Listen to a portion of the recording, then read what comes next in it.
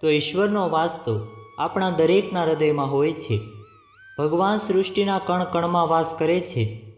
પરંતુ જ્યારે આપણે ભગવાનને તેમના મંગલ સ્વરૂપમાં બનાવેલી મૂર્તિમાં જોઈને તેમની પૂજા કરીએ છીએ, ત્યારે આપણને આપણી પૂજાનું અનેક ગણું ફળ પ્રાપ્ત થાય છે.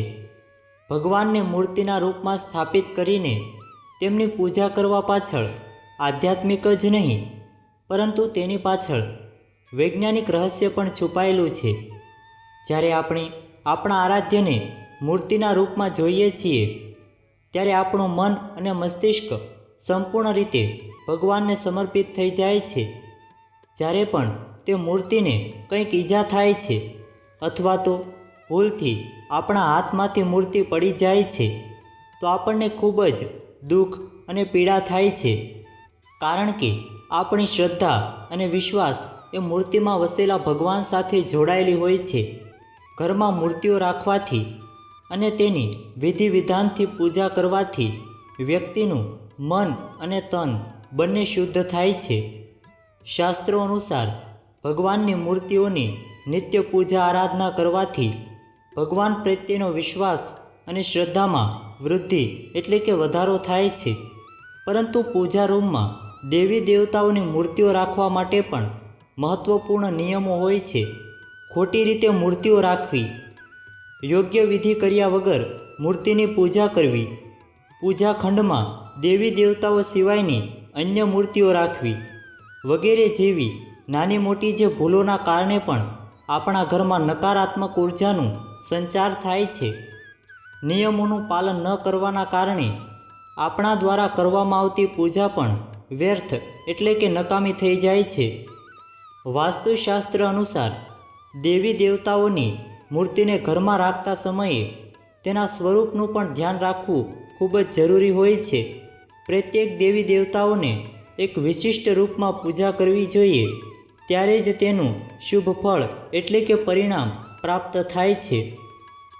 તો આજે આપણે જાણીશું કે પૂજા ઘરમાં કઈ પ્રકારની મૂર્તિઓ ન રાખવી જોઈએ. સાથે એ પણ જાણીશું કે વાસ્તુશાસ્ત્ર અનુસાર પૂજા ઘર કેવું હોવું જોઈએ, પૂજા ખંડની સાચી દિશા કઈ છે અને પૂજા ખંડમાં પૂજા કરતી વખતે આપણે કયા જે મહત્ત્વના નિયમો છે તેમનું પાલન કરવું જોઈએ. જ્યારે આપણા ઘરમાં રાખેલું મંદિર વાસ્તુશાસ્ત્ર મુજબ યોગ્ય દિશામાં અને યોગ્ય રીતે મૂકવામાં આવેલું હોય, ત્યારે તે આપણને શુભ પરિણામ આપે છે. પરંતુ જો આ મંદિરની દશા અને દિશા ખોટી હોય, તો તેના વિપરીત પરિણામો આપણા જીવન અને પરિવાર પર પડે છે. તો ચાલો જાણીએ વાસ્તુશાસ્ત્ર અનુસાર પૂજા રૂમ કેવો હોવો જોઈએ, પૂજા રૂમમાં કેવી મૂર્તિઓ સ્થાપિત કરવી જોઈએ અને કઈ મૂર્તિઓ પૂજા રૂમમાં ન રાખવી જોઈએ. નંબર 1. વાસ્તુશાસ્ત્ર અનુસાર પૂજા રૂમનું એક નિશ્ચિત સ્થાન અને દિશા હોય છે. વાસ્તુ અનુસાર પૂજા ખંડ હંમેશા ઈશાન દિશામાં બનાવવો જોઈએ. ઈશાન દિશા એટલે કે પૂર્વ અને ઉત્તર વચ્ચેની દિશા, કારણ કે આ દિશામાં સૌથી વધુ સકારાત્મક ઉર્જા હોય છે. આ દિશામાં પૂજા ઘર બનાવીને પૂજા કરવાથી ખૂબ જ શુભ ફળ એટલે કે પરિણામ પ્રાપ્ત થાય છે.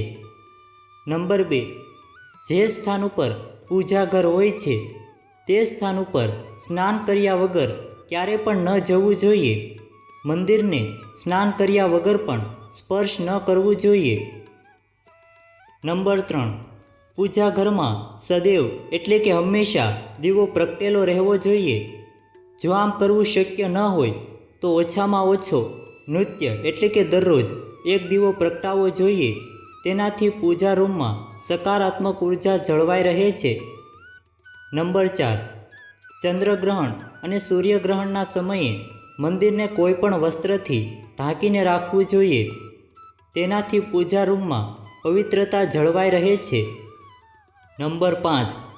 વાસ્તુશાસ્ત્ર અનુસાર પૂજા રૂમને હંમેશા સ્વચ્છ રાખવો જોઈએ. પૂજા રૂમમાં તૂટી ગયેલી વસ્તુઓ કે જૂના કપડાં કે જૂના વાસણો કે ચામડાની અન્ય વસ્તુઓ વગેરે ન રાખવી જોઈએ. આનાથી પૂજા રૂમની ઉર્જા પર નકારાત્મક પ્રભાવ પડે છે. તો હવે જાણીશું પૂજા રૂમમાં રાખવામાં આવતી મૂર્તિઓ વિશે મહત્વપૂર્ણ જાણકારી. નંબર 1 છે શિવલિંગ. પૂજા રૂમમાં શિવલિંગ અવશ્ય રાખવું જોઈએ, પણ ધ્યાન રાખો કે શિવલિંગ બહુ મોટું ન હોવું જોઈએ. શિવલિંગ રાખતી વખતે આ વાતનું ધ્યાન રાખો. જો તમે દરરોજ શિવલિંગને જળ ચડાવતા હોવ તો જ ઘરમાં શિવલિંગ રાખો. જો તમે આ કરી શકતા નથી તો તમારે શિવલિંગ ન રાખવું જોઈએ. શિવલિંગ ઉપર દરરોજ પાણી અને દૂધનો અભિષેક કરવો અનિવાર્ય છે. જો તમે શિવલિંગ ન રાખી શકો તો તમારે તમારા પૂજા રૂમમાં ભગવાન શિવ, માતા પાર્વતી અને ભગવાન ગણેશજીની મૂર્તિ રાખવી જોઈએ. તેનાથી સમગ્ર પરિવારમાં ખુશહાલી જળવાઈ રહે છે. નંબર 2 છે ગણેશજીની મૂર્તિ. પુરાણોમાં ભગવાન ગણેશજીને પ્રથમ પૂજ્ય માનવામાં આવે છે. કોઈ પણ કાર્યની શરૂઆત કરતાં પહેલાં ભગવાન ગણેશજીની પૂજા કરવામાં આવે છે.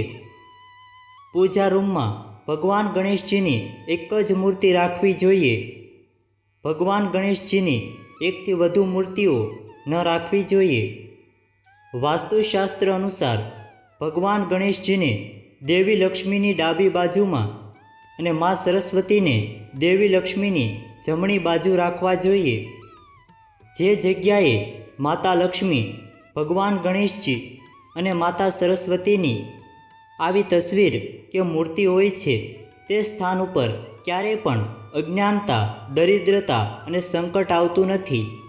ઊભેલી કે નૃત્ય કરતી હોય તેવી ગણેશજીની મૂર્તિ ન રાખવી જોઈએ. ભગવાન ગણેશજીની મૂર્તિ બિરાજમાન અવસ્થામાં આશીર્વાદ આપતી હોય તે મુદ્રામાં રાખવી શુભ હોય છે.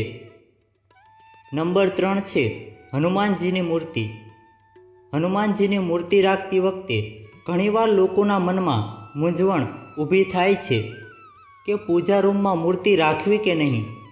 પરંતુ તમને જણાવી દઈએ કે હનુમાનજીની મૂર્તિ પૂજા રૂમમાં જરૂર રાખવી જોઈએ. હનુમાનજી મુસીબતો એટલે કે સંકટનો નાશ કરનારા દેવતા છે. જો હનુમાનજી ઘરમાં હોય તો કોઈ પણ પ્રકારનો ભય નથી રહેતો. દુષ્ટ શક્તિઓ ઘરમાં પ્રવેશતી નથી.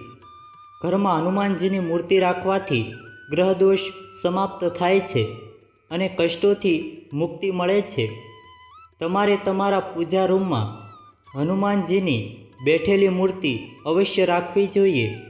જો પરિવારમાં કલેશ, લડાઈ ઝઘડા અને વાદ વિવાદ થાય છે, ભાઈ ભાઈ વચ્ચે પ્રેમ નથી, તો તમારે તમારા ઘરમાં રામ દરબારનો ફોટો અવશ્ય રાખવો જોઈએ. તમે રામ દરબારની મૂર્તિ પણ લાવી શકો છો. તેમાં હનુમાનજી પણ ઉપસ્થિત હોય. તેને પૂજા રૂમમાં રાખવાથી પરિવારમાં પ્રેમ અને શાંતિ જળવાઈ રહે છે. નંબર 4 છે માતા લક્ષ્મીજીની મૂર્તિ. ઘરમાં માતા લક્ષ્મીની મૂર્તિ રાખવી ખૂબ જ આવશ્યક હોય છે. માતા લક્ષ્મી ધન, સંપત્તિ અને સુખ સમૃદ્ધિ પ્રદાન કરે છે. જે સ્થાન પર તેમનો વાસ હોય છે તે જગ્યા ઉપર ક્યારેય દરિદ્રતા નથી આવતી. એટલા માટે પૂજા રૂમમાં દેવી લક્ષ્મીની મૂર્તિ જરૂર હોવી જોઈએ. પરંતુ દેવી લક્ષ્મીની મૂર્તિ રાખતા સમયે શાસ્ત્રોના નિયમોનું પાલન કરવું ખૂબ જ જરૂરી છે. વાસ્તુશાસ્ત્ર અનુસાર પૂજા રૂમમાં દેવી લક્ષ્મીની મૂર્તિ હંમેશા બેઠેલી અવસ્થામાં હોવી જોઈએ. પૂજા ખંડમાં ક્યારેય પણ મા લક્ષ્મીની ઊભી હોય તેવી મૂર્તિ ન રાખવી જોઈએ. માતા લક્ષ્મીની કમળ ઉપર બિરાજમાન હોય તેવી મૂર્તિ જરૂર લાવવી જોઈએ.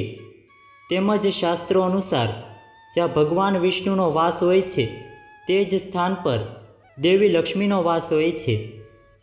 એટલા માટે જો તમે દેવી લક્ષ્મીની સાથે ભગવાન વિષ્ણુની મૂર્તિ પણ રાખો છો તો તે ખૂબ જ લાભદાયક રહેશે. માં લક્ષ્મીની પૂજા હંમેશા જ ભગવાન વિષ્ણુની સાથે કરવી જોઈએ. લક્ષ્મી નારાયણની પૂજામાં તુલસી અને ચોખાનું ખૂબ જ મહત્ત્વ હોય છે. લક્ષ્મી નારાયણની પૂજામાં ક્યારેય પણ તૂટેલા ચોખાનો ઉપયોગ ન કરવો જોઈએ. ચોખા આખા હોવા જોઈએ, જેને શાસ્ત્રોમાં અક્ષત કહે છે.